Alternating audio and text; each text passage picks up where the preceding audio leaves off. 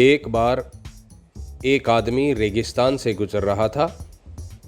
उसे प्यास लगी थी, परंतु उसे दूर दूर तक पानी नज़र नहीं आ रहा था और वो अपने आप से बुदबुदाने लगा कि कितनी वीरान और बेकार जगह है ये। बिल्कुल हरियाली नहीं है, हो भी कैसे सकती है। यहाँ तो पानी का नामो निशान तक नहीं है।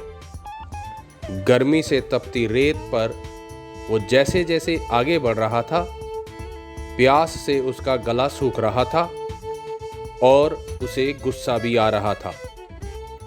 अंत में उसने आसमान की तरफ देखा और झल्लाते हुए कहा, क्या भगवान, आप यहाँ पानी क्यों नहीं देते? अगर यहाँ पानी होता तो कोई भी यहाँ पेड़ पौधे उगा सकता था और तब यह जगह भी कितनी खूबसूरत बन सकती थी। उस व्यक्ति का ऐसा कहना था कि मानो एक चमत्कार हुआ। अचानक उसे थोड़ी दूरी पर एक कुआं दिखाई दिया। वह व्यक्ति उस रेगिस्तान में बरसों से आ जा रहा था, पर आज से पहले उसने कभी वहां पर कोई कुआं नहीं देखा था। वह आश्चर्य में पड़ गया और दौड़कर कुएं के पास गया। कुआं पानी से लबलबा रहा था। उसने एक बार फिर आसमान की तरफ देखा और पानी के लिए धन्यवाद करने की बजाय बोला, पानी तो ठीक है भगवान, लेकिन इसे निकालने के लिए भी तो कोई उपाय होना चाहिए।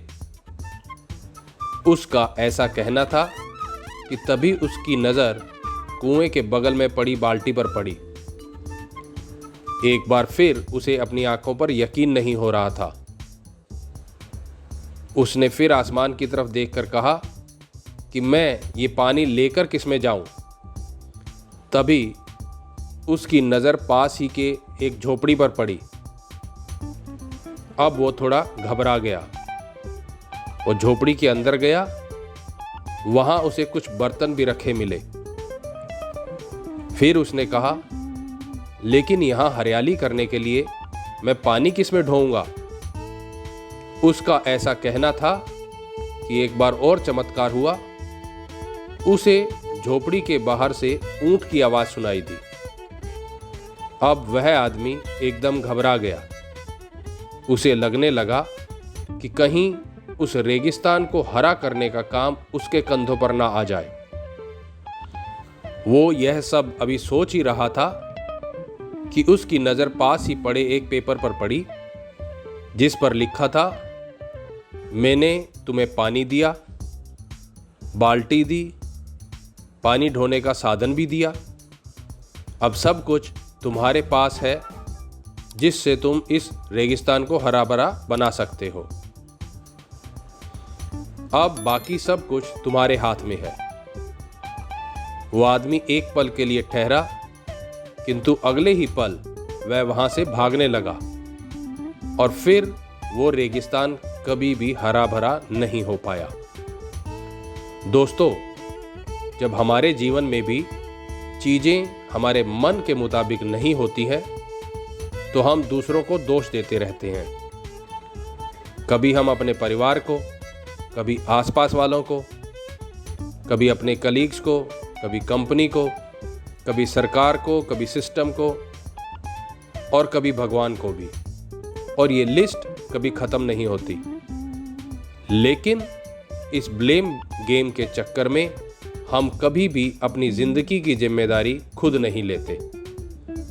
हम भूल जाते हैं कि हमारा जीवन सुधारना या बिगाड़ने की ताकत केवल हम में है, दूसरों में नहीं।